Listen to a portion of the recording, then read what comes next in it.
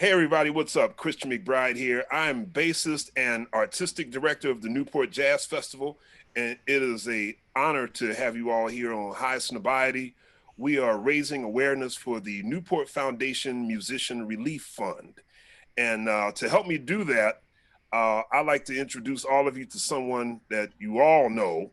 You know him well. He's a legend, one of the movers and shakers of the music today. My man, the great Robert Glasper. What up, dude? That's the best introduction I ever had. Thank you, man. Thank you.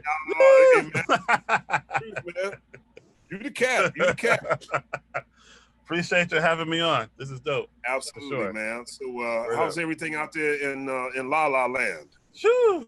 Everything's cool, man. It's interesting. It's an interesting time. I don't think in 20 years, I've never sat still this long. Yeah, you know what I mean? Right. I've never sat. I mean, I don't think even longer than that, but especially when I got to New York. I got to New York, what, 90, I don't know, 98, something like that, 97, 98. Yeah. And since 1999, I've been on tour every year. You know what I mean? Like with somebody doing something, you know? And so this is an interesting time having to sit still and really take a look at everything. And it's a good time too. You know, I was able to, as you can see, I'm in my studio. I built a studio. Me and Terrence Martin built a studio, yes. And we're getting it together now. But it's having me focus on that and getting better at recording. You know, I feel like if you're in the pandemic, you should come out of it doing something better than you did before. Man, listen, I've been getting some shared time in because I thought if I'm not a better bass player after this is over, this was all a waste. Now I didn't even understand what that would sound like, Christian. I'm scared. I don't even know what that means. You be a better bass player. You might as well just start playing saxophone or something like that. You got to get better at another instrument. No, for sure. I hear myself play sometimes. I'm just like, ugh. Right. It's like if you come out of, for all the jazz cats, if you come out of this pandemic still sounding like you did on the bridge of All the Things You Are before the pandemic, something's wrong. That's right. Man, but you know, I see you and Terrence and Shaheed on I see your Instagram stories, so I know y'all not letting this keep your creativity down. Oh no, man! I've been putting out stuff. Me and Terrence have a group called Dinner Party, and it's with Kamasi Washington and producer Knife Wonder. We put a record out maybe 2 months ago, and then we just put a remix record of that record out last maybe October 9th. It came out. It's called Desserts. Yeah, and we put a remix. So you know, we're just kind of trying to keep it moving, man. And you know, I've been doing some scoring, some more film scoring, and trying to get into that more, and trying to get that muscle going while I'm here. You know. Now, did you start your own record label? No, I didn't start my own label. Terrence has his own label. Right. I haven't started my own record label. That's something I definitely want to do. I have to find the right time and the right place to do it in and make it work. But that's definitely something I want to do. I'm working on a new album now, Black Radio 3. So I have these two records, Black Radio 1, Black Radio 2. So now I'm in the midst of doing Black Radio 3, which is interesting because now I'm having to do it just by sending files to everybody versus being in the room, versus being in the studio, you know, and that's a different thing. It's so wild, man. Like the last 3 albums I've played on were just like sitting down and putting bass tracks down. Yeah. Wow, it's different. Very different, you know what I mean? And for R&B and hip hop and stuff like that, you can get away with it more because it's less interaction all the time. Right. You know what I mean?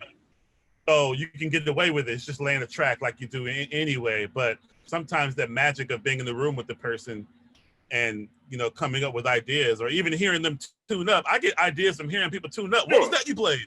No, that's a joint. Let's put that. You know, just all those little things.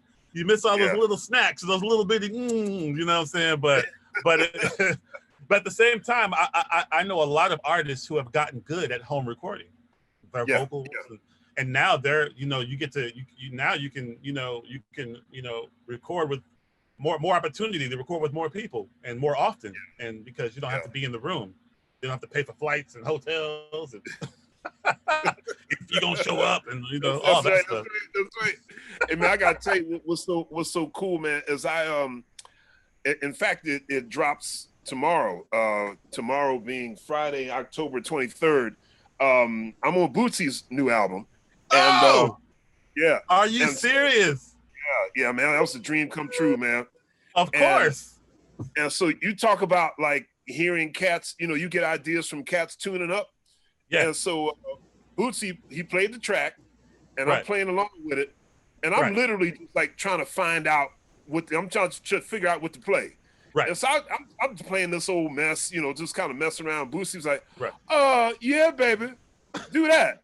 I was like, no, you don't want that. Really? I was just messing around. He's like, no, that's what I want, baby. Put some more of that mess around on there.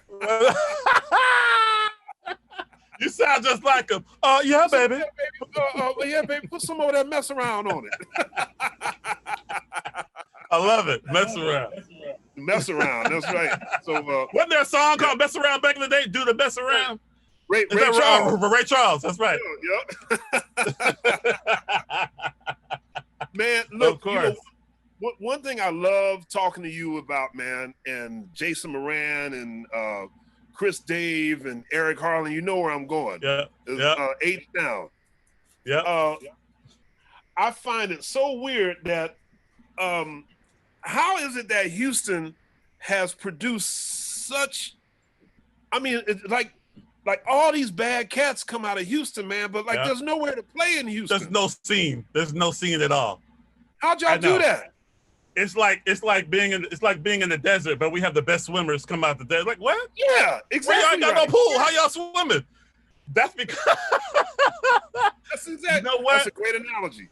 It's literally because of our high school, the High School for Performing and Visual Arts. That's the only place where their scene is like that. It was the school, it's the arts high school. Like y'all have one in Philly. You went to the one in Philly with Questlove and I think Bilal and a few Boys to Men went there too. Yep. Yeah, y'all got a super rich history. Ours ain't that deep. Well, we did in Francisco. Yeah, y'all got it super deep. Our stuff is cool, but y'all cool as. Our stuff started getting dope, in the 90s. You know what I mean? In the 90s and on, we started doing it. And Beyonce, I went to school with Beyonce there. Brian Michael Cott, Walter Smith, saxophone player, Mike Moreno, guitar player, Kendrick Scott, you know what I mean? Mark Kelly, that plays with the Roots right now. It was literally our high school, shout out to Dr. Bob Morgan. Our high school, I believe, is the only high school in the country that allowed teachers to teach who didn't have a degree. Oh wow! Okay. So yeah, so our teachers in our piano lab, and our jazz combo was just cats around the city. On the scene, right. On the scene, playing on the scene right now in that time period. You know what I mean? Yeah. So they knew the cool. Because a lot of times with colleges and stuff like that, sometimes you get the teachers who never made it, who can't really play, or they don't know the hip. It's kind of like But then you get the cats who actually can play, who've been on the records, who've been around the cats, who can really teach you something. And it's cool to have cats who were actually in the scene that could teach us the hip stuff of that time period. You know what I mean? And a lot of those cats, a lot of the baddest cats didn't go to school or couldn't finish school because they had to get out of school. Who was probably your biggest mentor growing up in Houston? My biggest mentor is a cat nobody knows. His name was Alan Mosley. Mosley. He was my mother was a piano player. My mother was a singer and / piano player. She accompanied herself a lot of the times, but she had a lot of bands, and Alan was her piano player in a lot of her bands. So when they were rehearsed, and we used to have the rehearsals at the house. My mom, we had drums, keyboards, everything, amps at the house. So they would come over and rehearse, and I used to just sit by Alan and watch him play. And he would show me little things after he finished playing. And the reason why I got into the High School Performing Arts, I didn't know any jazz tunes. I just knew gospel songs. I played in church. He taught me how to play a jazz version of Spider-Man, a minor blues, C minor blues version, with the walking bass line. You know what I mean? That was the jazz song I played. Other than that, I played 3 church songs, and I got into the school. You know, I got into the school, but yeah, it was that guy, Alan Mosley. Yep. Now, so like you get to high school, you know these gospel songs, you know this one jazz tune. When did the jazz thing start opening up? The jazz thing opened up with the other students. So when I got to the school, it was the people I was around mostly like Eric Harl and Chris David, those guys, they had already graduated. Jason Moran, they already graduated. Their spirit was still there. Everybody was like, you could be the next Jason Moran if you keep it up. You know, his picture was in the jazz room, and there was a Jason Moran foundation. You know what I mean? Like, oh, I had a lot of big shoes to fill. We used to do a record every year. Our high school was just to do an album every year, and so I used to listen to the album, the last album with Jason Moran on it, and man. Oh, and I used to listen to that all the time, and I used to want to be Jason. Like, oh my God! And when he came back to the school, I met him. I was like, you know, he gave me a little lesson in the practice room and stuff, you know. But it was the students, man. Mike Moreno, a bad guitar player, man. He's the one. He was the rich guy in the school. He had CDs before anybody else. So he had a CD player, CD for anybody else. So we had a class on another thing that was good about the school was we had a listening class, a course where you go in and you just listen. You don't play. You sit around. A speaker used to roll in with a CD player and a tape player, and everybody could bring in something, and you just listen for the whole period. And I think that's important. I think most people need that because a lot of cats don't even know what to listen to. You know what I mean? You're not even aware of what you should be listening to get inspired. You know what I mean? And we had Mike Moreno used to bring in all the hip stuff. I remember when he brought in Getting To It, your record. We sat around there and listened to Getting To It with Shade of a Cedar Tree. And we learned, man, look, we charted out all them joints. We did Shade of a Cedar Tree. We did In a Hurry. In a Hurry. We made big band arrangements out of those days. We played them in our combo class. Man. What? What? Are you serious? Are you kidding me? Like, for real. So that was such an important time because, like I said, all the students were so into it. It's very rare to find another like 15-year-old kid who loves jazz. You know what I mean? That's not normal. And the school was full of that. You know what I mean? So, you know, what's cool about, you know, your story sounds quite similar to what it was like when I got to Kappa in high school, because as you well know, my oldest friend in music is Joey DeFranco. Right. And Joey is one of these kids that, I mean, he was gigging around Philly when he was like 8. You know, right? Yeah, right. Like right. It's you know what gets very difficult is like, you know, being involved in jazz education. You know, what always happens is you'll meet a kid, you know, 9, 10, 11 years old, who's really a prodigy. They play the instrument really well, and the question always comes up. You know, I get it. Parents are proud, and they should be. They should love everything they're seeing. But then the parent says, "Oh my God, have you ever heard anybody so good so young?" I can't tell them the truth. You know, I knew Joey DeFranco. He was gigging at age 8. You know, so I'm not trying to say your kid doesn't impress me. I will tell you that they do. But I got to tell you, Joey DeFranco kind of ruined it for me. You know, you know, so like, I meet Joey and I'm 12, he's 13, and he's already a local superstar, right? Right.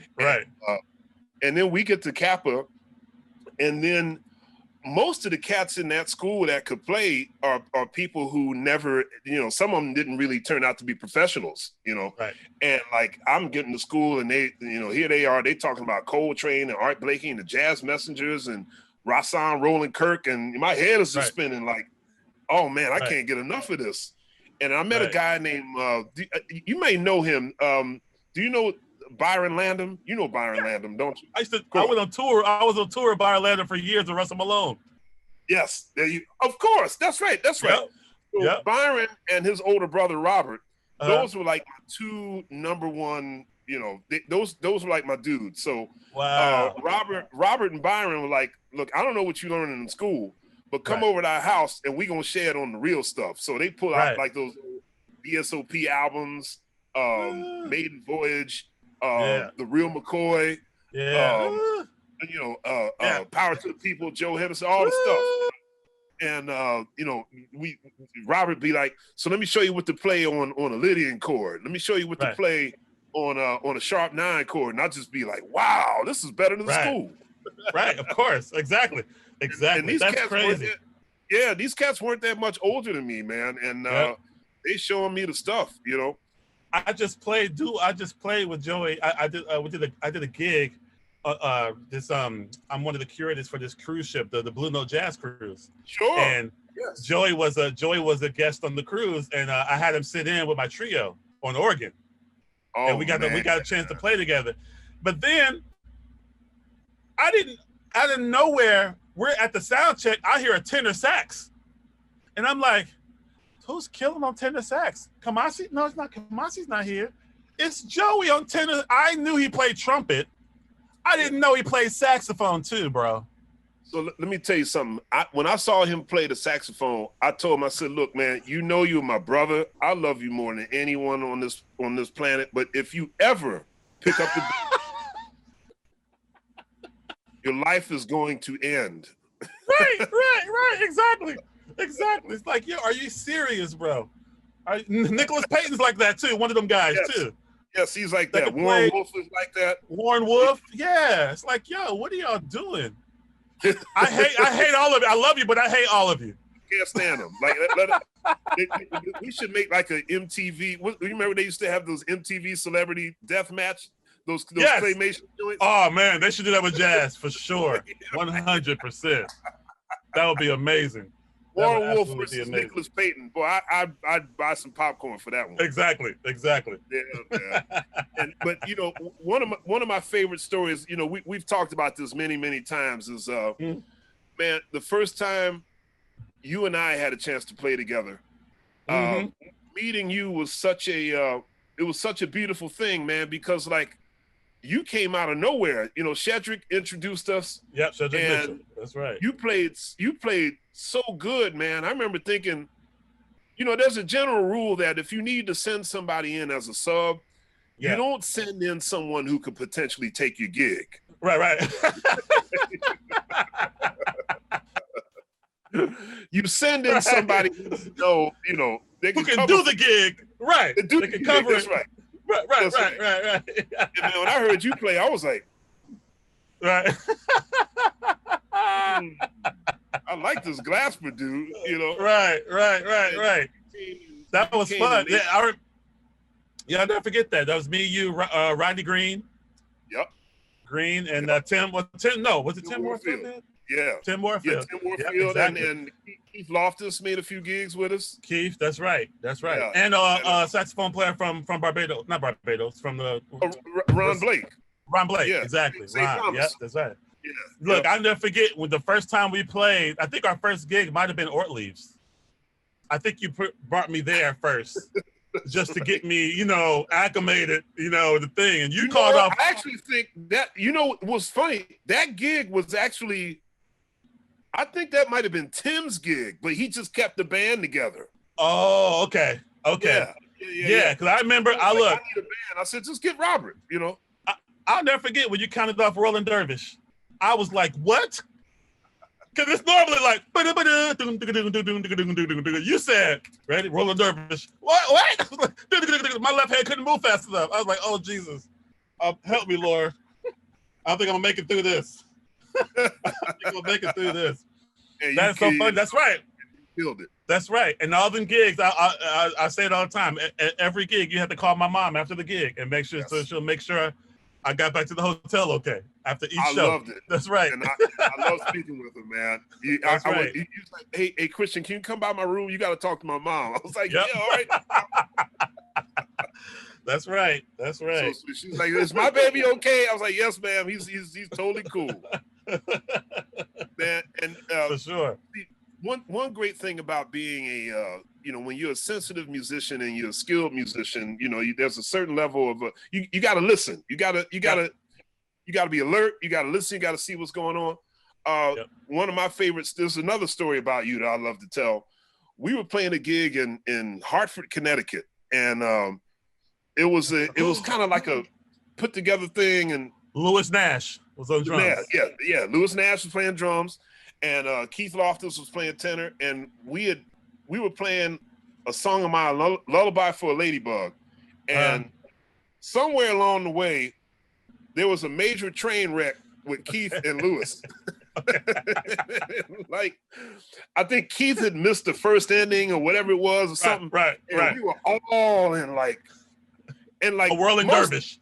Yeah, most things are recoverable, but that was one of the few times I remember thinking, I should probably just stop and start over again. And I remember looking at you on the piano, and it was so beautiful because you were looking at the music and you're like looking at me, you like, right. McBride, what are we doing? Right. What's happening? You know, and I remember you bogarted something that got everybody back in play. You know? Right. And it was really that's one of my fondest memories of young Glasper, kind of knowing what to do to say, bam, here we are. Boom. Exactly. You know? That's something I learned just by sometimes, I mean, all of our as musicians in general, all of our experiences make us better. I've played in so many bad situations that I know I can hear when something goes wrong, and I've had to fix it before. You know what I mean? So it's like, okay, I know what to do. You know what I mean? It's like, oh shit, okay, boom. Now, it took us. It's a slap, I threw water on you, but now we're alert. Now we know where we are. Now we know what we're doing. That's right. Now we know where we are. Because a lot of times with musicians too, man, a lot of cats, especially if they're bad cats, don't listen. Part of what makes you a bad cat is being able to listen and pay attention to what's going on and how quick you can respond. And if you get lost, which you're going to get lost, there's no musician on earth has not gotten lost, no matter how good you are. That doesn't exist. Matter of fact, the better you are, the more chances you take, you might get lost even more. You know what I mean? Just because you're taking those chances, and I mean, you have to be able to not have such an ego to where you don't listen and you can readjust. You know what I mean? I listened to Herbie Hancock tell stories about playing with Miles Davis. He said that was some of the most fun. That was the most fun part of the tune. Often was getting lost. Yeah, he was like, "Hey man, where are we?" It's like, I don't know. Well, I'll figure it out at some point. Somebody will give me a marker, or something. Right. Matter of fact, Herbie told me, and I love it because they were so open too, and even on the recordings, I think isn't there something with a few things. But I was talking to him about Eye the Hurricane, and like when they recorded it, somebody wasn't clear whether it was a minor blues or just F minor. Oh, it wasn't necessarily clear at first, and then it just became clear as they started playing. I forgot who he said it was. It was either Ron or I forget who he said it was, or Frank. I can't remember who it was. But he's like, then it kind of became clear, and they kept the take. You know, I'm just like, okay, here we go. You know what I mean? You know. Well, on the Sorcerer album, the first song they played, Prince of Darkness, and I find this is beyond gutsy. On the first song, Prince of Darkness, if you notice, Miles gets turned around at some point. Like Tony plays something really. Tony like derails Miles for a hot second. Miles gets on the other side of the beat. He eventually finds his way back. But I remember thinking like, that's the take they used. And I was like, wow. Yeah. I like that. Mistakes and all. Mistakes and all. It takes courage to make mistakes. It takes courage to make mistakes and to keep it there. You know what I mean? Like, it don't take no courage to be perfect.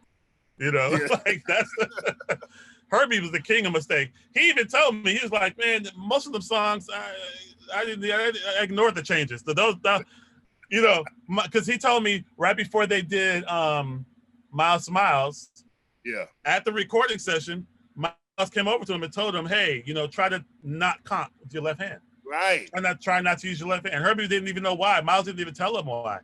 And he said Miles never told him why, but then he realized later. So on Miles Smiles, which might be my favorite Miles record because of that, that's when Herbie went into a whole new world of opening up harmony because he wasn't held back by his left hand.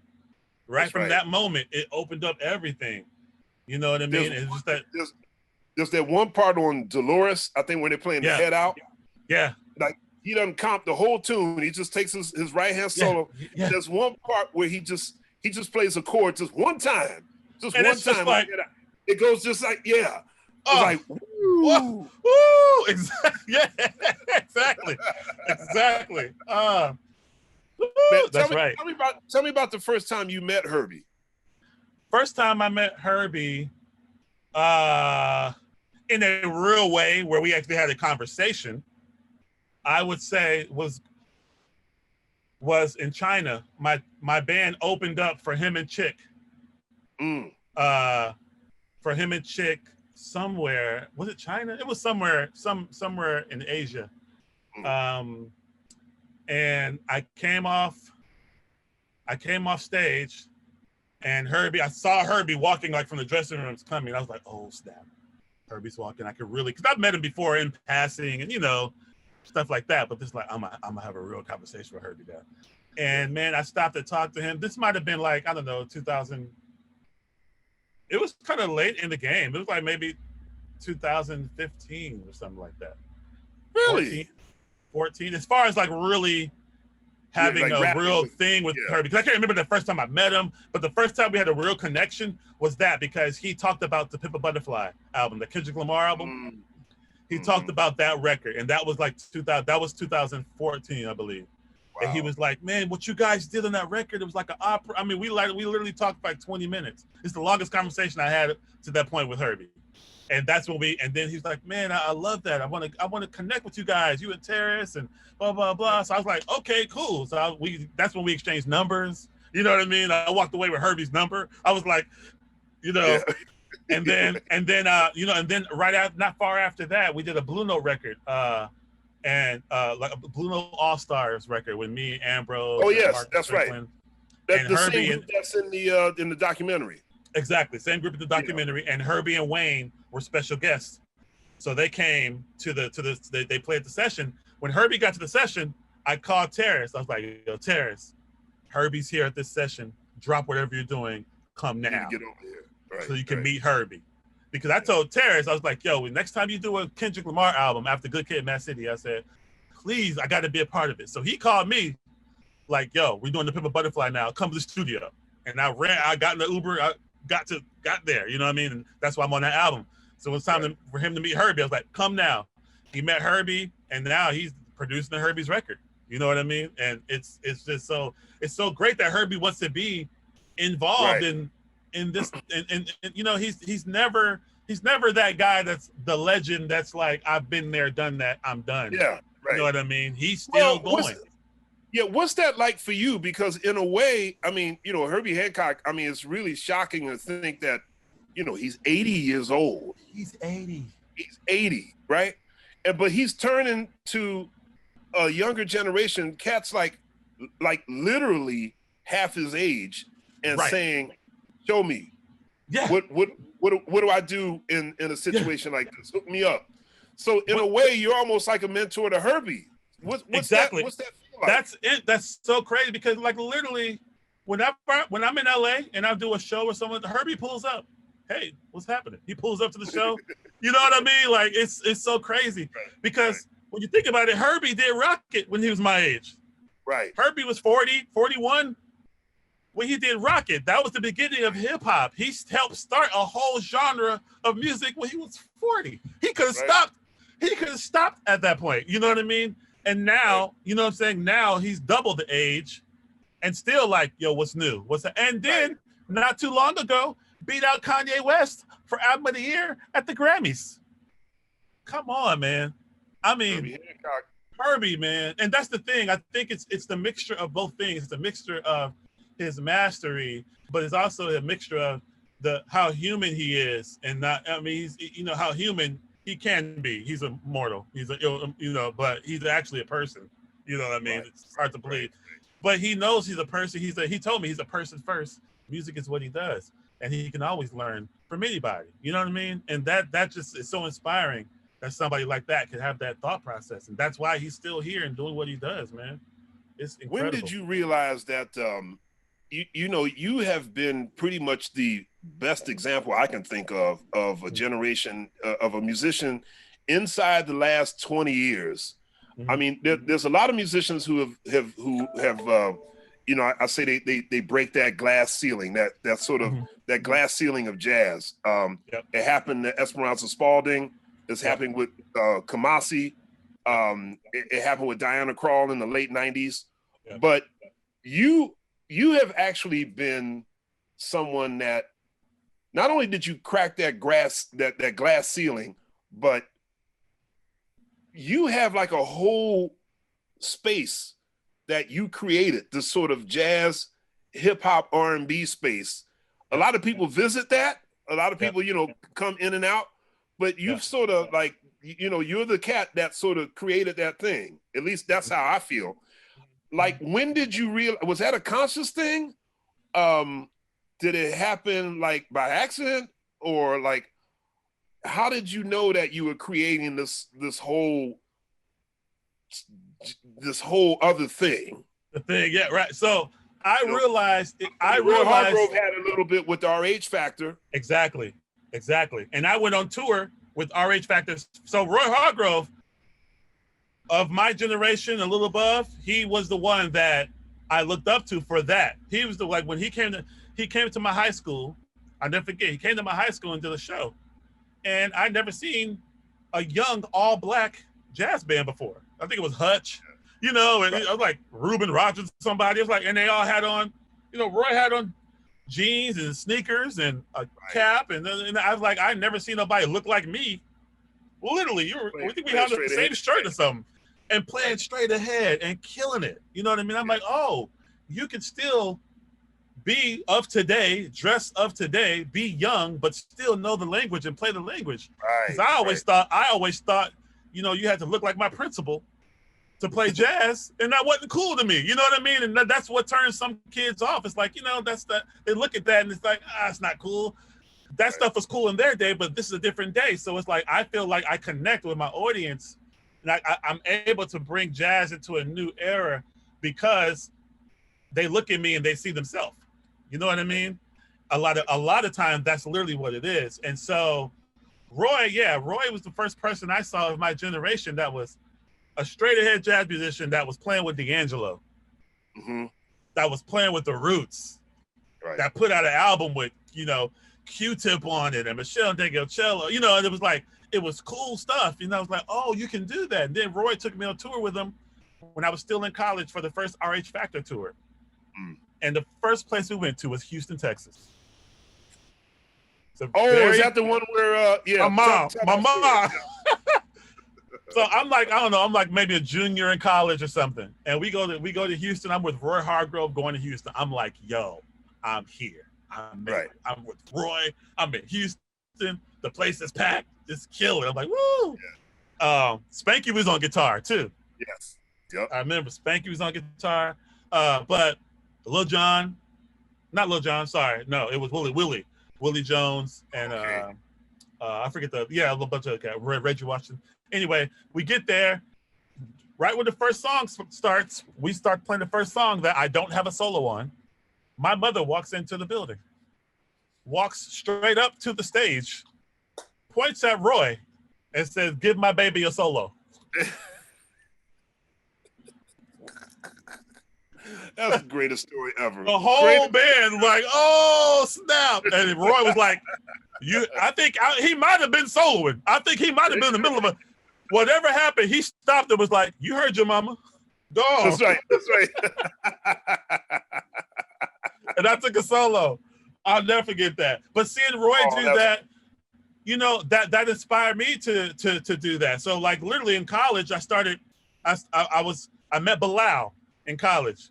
Dope singer for Philly, you know, and I met Bilal, and me and him started writing songs. He ended up getting signed to Interscope Records and doing an album, and I was working on his album, and then started going on tour with Bilal like in 1999, going on tours, opening up for Erica and Common. So now I'm in that world, in the neo-soul hip-hop world, but at the same time, I'm on tour with you.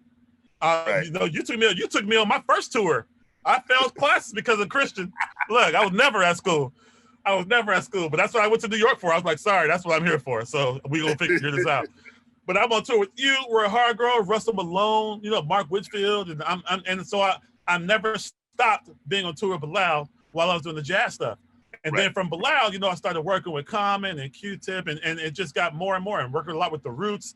And then I just started working. I started doing stuff with Jay Dilla. You know what I'm saying? And so I was literally in both worlds. You know, and I started playing with Maxwell. I played with Maxwell for 5 years.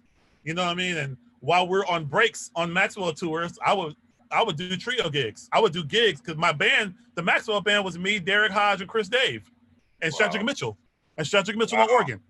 That was the band. So when we had days off, I had my people book us a gig, and we would play on the day off in that city. You know what I mean? So I just kept it going, and I feel what made me put me in a certain space was, I feel like I played with the best of each genre. You know what I mean? Like a lot of people that are jazz musicians, they want to play hip hop, but they never play hip hop with actual hip hop people. No real MCs, no real hip hop musicians.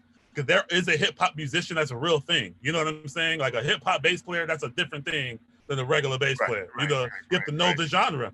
And so if you want to be good at any other genre, you have to play with those people that play the genre. Don't play with other jazz musicians trying to play the genre. You're not going to get it. That's why I feel bad. Like you listen to jazz albums from the late 60s of jazz cats trying to play funk. Yeah, like terrible. There's a part of me that's like, oh, bless their hearts, but you need some funk cats. yeah. You know, you need the cats because they end up playing. They end up playing at the genre, you know, at it. They play at it. And you can tell what they're good at. You can tell what they're really good at, what they're not. And that's why their crossover appeal never works. You know what I mean? So I spent time playing with the best of the MCs. I spent time playing with the best of, you know, I played with Amir, Questlove for years. You know, he's the best hip hop drummer alive, really. You know what I'm saying? He is. That he is. 100%. You know what I mean? And then on the jazz front, I played with you. I played with Roy Hargrove. I played with Russell Malone. I can list all the people I played with then. And the R&B front. Kenny Garrett. And you know, so many, and Terrence Blanchard, the list goes on. So that's the thing. I was in those rooms with the real cats that did it. So I learned how to really do it. And I respect each genre. And I think that's why I was able to curate this thing that I have, and I never cut one off to do another thing. It was like I always did all of them at the same time, you know. Yeah. Well, I'll tell you what, man. You know, just running down that history, it really was organic. You know, absolutely. You literally did have a foot in both worlds. You know, and man, it's always a joy to hang with you, man. I look forward to when this pandemic. It's already over. I know, man. No, but we gotta do a 3 hour. We gotta do a. I know, man. And I look forward to when we can actually play together again, man. I mean, that gig in the was so much fun, but you and Nicholas. Oh man, that was so fun. Matter of fact, I want to bring it back. They want to do something. They want me to bring the residency back like in March or April. Hopefully, if things turn around. You know, we can probably try to do it. But I would love to do that again. That was so fun, man. We'll do that again. You're a bad brother, Robert Glasper. Thank you, bro. I appreciate you.